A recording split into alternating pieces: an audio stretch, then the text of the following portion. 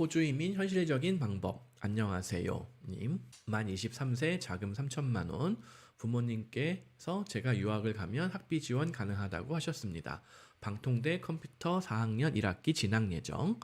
공공기관 행정 인턴 IELTS 6.0. 세미님께서는 캐나다 이민에 대해서 어떻게 생각하는지 알고 있습니다. 저도 캐나다보다는 날씨 때문에 호주를 목표로 하고 있었습니다. 그런데 요즘 비자도 개혁을 준비 중이고 영주권을 최대한 빨리 주려고 노력하고 있는 것으로 알고 있습니다.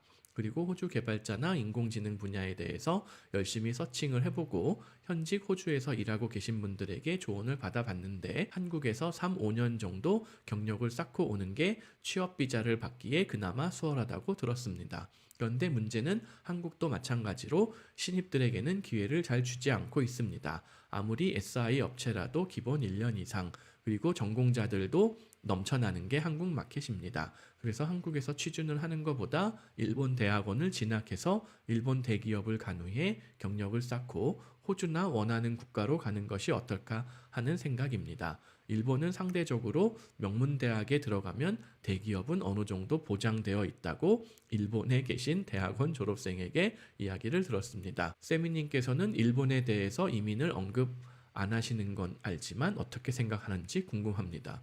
저는 그냥 비추예요. 일본은 한국의 미래거든요. 물론 뭐 일본에서 당장 나한테 뭐 아주 괜찮은 연봉에 뭐 좋은 그 근무 조건으로 나를 채용하겠다 풀타임으로 그러면 가면 좋죠. 가면 좋은데 지금 또 일본 대학원을 진학을 해가지고 일본 대기업을 가신다는 거예요. 그렇게 해서 뭐 개발자로 경력을 쌓고 양질의 연봉을 받고 좋은 근무 조건을 할 수 있으면은 당연히 좋은데 그게 실제로 되는지를 제가 잘 모르겠어요. 근데 요새 일본도 많이 분위기가 바뀌어서 뭐 영주권이나 취업 비자를 훨씬 잘 준다라고는 알고는 있는데 뭐 그렇게 해서라도 영어 실력이 그 일본 대기업에서 일을 하면서 지금 IELTS 7.0 실력이잖아요. 근데 그 일본 대기업을 근무하면서 IELTS가 7.0, 8.0 실력이 될 수 있다. 그러면은 안 갈 이유가 없죠. 근데 뭐 일본어를 다시 공부해야 되고 일본어로 대부분 업무를 수행한다.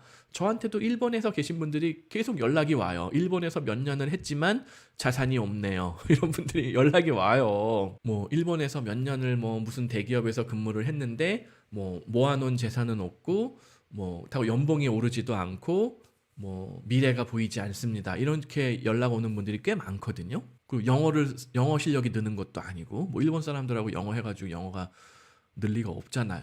일본어를 써야 되니까 대부분. 물론 일본의 어떤 회사는 영어로 뭐 커뮤니케이션을 한다고는 하는데 그 영어가 뭐 그렇게 뭐 엄청난 고급 영어일 것 같지는 않거든요. 그래서 호주 이민을 생각하는데 일본을 통해서 호주 이민을 가겠다? 잘못된 방법이라는 거예요. 그거보다는 나이가 한 살이라도 어릴 때 이거 방통대하고 경력 조금 뭐 2, 3년을 3, 5년까지는 필요 없어 보여요. 한 2, 3년 쌓고 호주의 대학원을 진학하는 게 호주 이민에 더 유리할지도 모르겠어요. 근데 문제는 호주 이민이 지금 IT건, 회계건, 이공계건, 뭐건 쿼터를 줄인다고 지금 난리를 치고 있단 말이에요. 호주에서는. 그래서 둘 중에 하나를 택하라고 하면 저는 호주로 석사를 도전해서 취업을 도전하는 게 일본을 거쳐서 가는 것보다는 낫다. 일본 석사를 할 거면은 그 돈으로, 물론 이게 학비가 일본이 더 저렴한가요?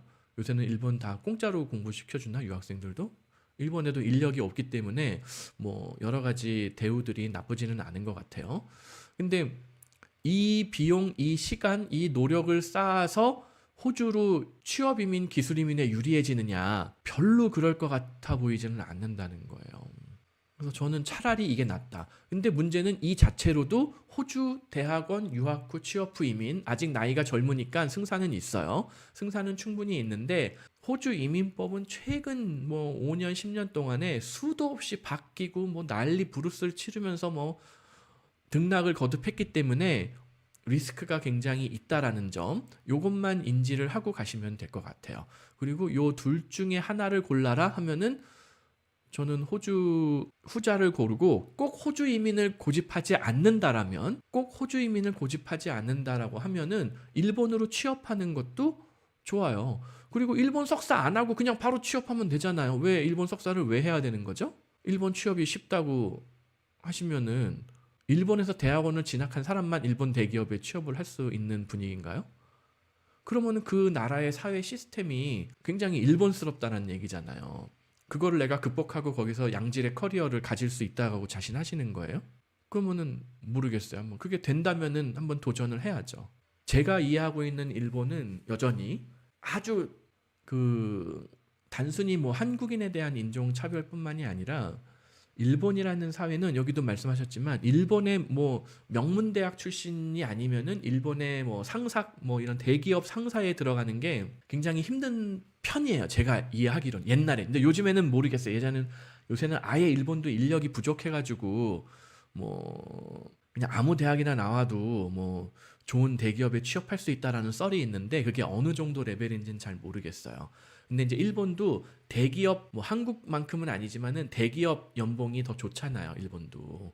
그리고 그다음에 대기업 뭐 상사면 일본에서 대기업의 정직원이 될 수 있는 사람은 딱 그게 정해진 표준이 있단 말이에요. 한국인도 거기에 끼워주는지 제가 잘 모르겠어요. 일본은 전통적으로 그걸 철저하게 차별을 하거든요. 한국인 채용할 때 정규 직원으로 잘 채용을 안 하고 계약직으로 주로 채용을 할 거예요, 아마도. 아주 일본어를 잘하는 뭐 이런 사람이 아니라면. 일본에서 뭐 어렸을 때부터 뭐 공부를 잘 많이 하고 일본 사람이랑 거의 구분이 안 된다. 그런 경우만 모르겠는데 뭐 자이니치 정도 되면 모르겠는데 자이니치도 차별을 받는 마당에 한국에서 방금 와가지고 일본어도 잘 뭐 원어민급으로 하는 사람이 아닌데 과연 일본 대기업의 정규직으로 취업이 될 수 있는 것이냐 그걸 제가 확실하게 모르겠어요. 제가 알기로는 아니라고 알고 있는데 그래서 아무튼 뭐 결국 본인이 선택을 해야죠. 유리한 부분을. 뭐 제가 이래라 저래라 할 수 있는 상황은 아닌 것 같아요.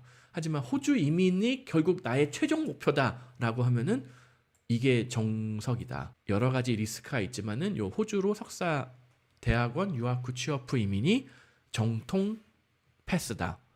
근데 나는 꼭 호주 이민을 원하는 거는 아니다. 그냥 대충 뭐 일본에서 경력 쌓고 다른 뭐 미국이든 뭐 캐나다든 뭐 독일이든 어디든 도전해 보겠다. 어디든 선진국에서 이민을 시도해 보겠다. 어차피 나는 뭔가 한국에서 취업이 안 된다. 잃을 게 없다. 그러면은 일본 가서 도전해 보는 건 나쁘진 않죠. 잃을 게 없잖아요, 어차피. 그렇게 한번 진행을 해 보시죠.